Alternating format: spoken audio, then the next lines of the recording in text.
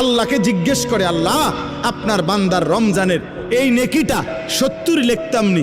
আল্লাহ বান্দার দিকে তাকাইয়া যখন দেখে গুনাহ থেকে মুক্ত, আল্লাহর জিকিরে তার জিব্বা ভিজা, আল্লাহর মহব্বত তার কলিজার মধ্যে, সুন্নাত মোতাবেক তার জীবন, আল্লাহ তখন বলে না 70 না 700 লেখো, 700, 7,000 লেখো, 70,000 লেখো, 7 লক্ষ লেখো, 70 লক্ষ লেখো, 7 কোটি লেখো, 70 কোটি লেখো, 70,000 কোটি লেখো।